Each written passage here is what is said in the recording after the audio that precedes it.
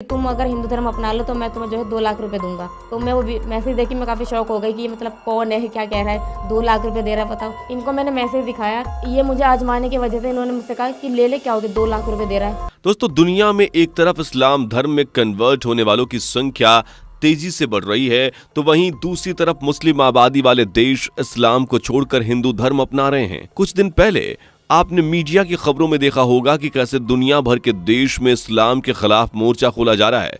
चीन और जापान भी उन देशों में शामिल हैं जो इस्लाम के कट्टरपंथी से परेशान हैं और उसे अपने देश से खत्म करना चाहते हैं। लेकिन मुस्लिम आबादी वाले देशों में अचानक हुए धर्म परिवर्तन ने सबका ध्यान अपनी तरफ खींच लिया है।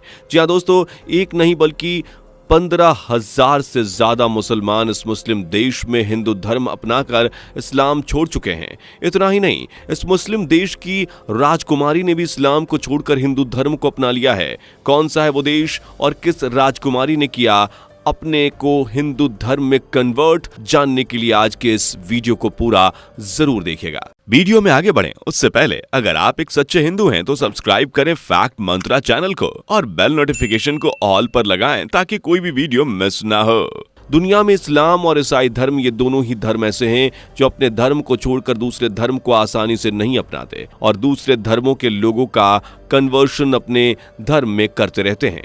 खास तौर पर इस्लाम एक ऐसा धर्म है जो जोर जबरदस्ती और माइंड वॉश करके इस्लाम में दूसरे धर्म के लोगों को कन्वर्ट करने में सबसे आगे है।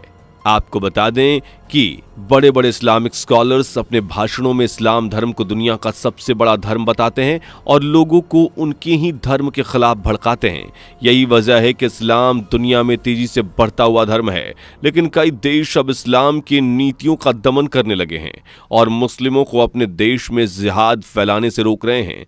चीन जैसे देश में मुसलमानों को दाढ़ी रखने और खुले में नमाज पढ़ने की इजाजत नहीं है। यही नहीं, चीन में मस्जिदों को तोड़ तोड़ कर उन पर टॉयलेट और शराब के ठेके खोले जा रहे हैं। इसके अलावा यूरोप के कई देशों में भी अपने देश का तेजी से हो रहा इस्लामीकरण रोकने के लिए कदम उठने लगे हैं। एक तरफ तो गैर मुस्लिम देश अपने देश में रहने वाले मुसलमानों को यातनाएं दे रहे हैं और इस्लाम के खिलाफ सख्ती से पेश आ रहे हैं, तो वहीं दूसरी तरफ मुस्लिम देशों में भी इस्लाम को मानने वालों की धज्जियां उड़ाई जा रही हैं। मुस्लिम आबादी वाले देशों में इस्लाम के कट्टरपंथी स्वभाव के खिलाफ खुद मुसलमान भी आवाज उठा रहे हैं। इराक के कुछ महीने पहले महिलाओं ने नकाब पहनने और महिलाओं का शोषण करने के खिलाफ सड़कों पर प्रदर्शन किया था और अपने बालों को काटकर यह संदेश दिया था कि वह भी खुली हवा में आजाद घूमना चाहती हैं और अपने फैसले खुद करना चाहती हैं। इस्लाम की इसी सोच के कारण इंडोनेशिया जैसे मुस्लिम आबादी वाले देश में रहने वाले हजारों मुसलमान ने इस्लाम धर्म को छोड़ दिया। जी हाँ दोस्तों, क्या है पूरा मामला, चलिए आपको बताते हैं। दोस्तों, इंडोनेशिया एक ऐसा देश है जहां पूरी दुनिया के सबसे ज्यादा मुसलमान रहते हैं। इंडोनेशिया में रहने वाले मुसलमानों की संख्या की बात करें तो यहां 87 से 88% संख्या मुसलमानों की ही है। इसके अलावा सिर्फ 2% हिंदू ही इस देश में रहते हैं, लेकिन बावजूद इसके इस देश में हिंदू धर्म का प्रभाव काफी ज्यादा है। यहाँ रहने वाले लोग हिंदू धर्म में बहुत आस्था रखते हैं और अपनी संस्कृति को साथ लेकर चलते हैं। दोस्तों, आपको बता दें कि साल 2021 में इंडोनेशिया की राजकुमारी सुकुमावती ने इस्लाम धर्म को छोड़कर हिंदू धर्म अपना लिया था। देश की राजकुमारी ने जब अपना धर्म बदला तो इस बात की चर्चा पूरे देश में होने लगी और उनके समर्थक भी इस्लाम धर्म को छोड़कर हिंदू धर्म अपनाने लगे।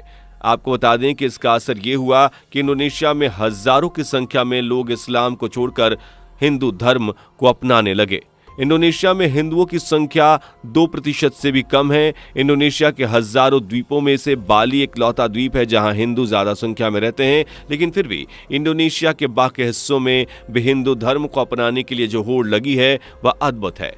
एक इस्लामी देश हिंदू धर्म की संस्कृति को मानता है और उसे अपना रहा है।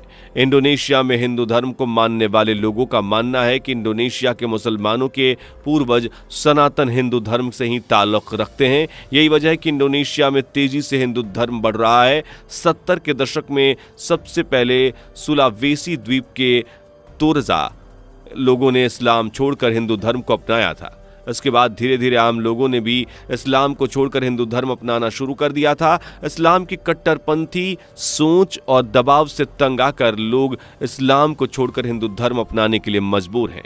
इंडोनेशिया के जावा शहर में लाखों मुसलमानों के हिंदू धर्म अपनाने की कहानियां आज भी मौजूद हैं और आपको बता दें कि उन्हीं में से एक सुदेवी थी और उनका जन्म और परवरिश एक मुस्लिम के रूप में हुई थी, लेकिन उन्होंने बाद में अपनी मर्जी से इस्लाम को छोड़कर हिंदू धर्म अपना लिया था।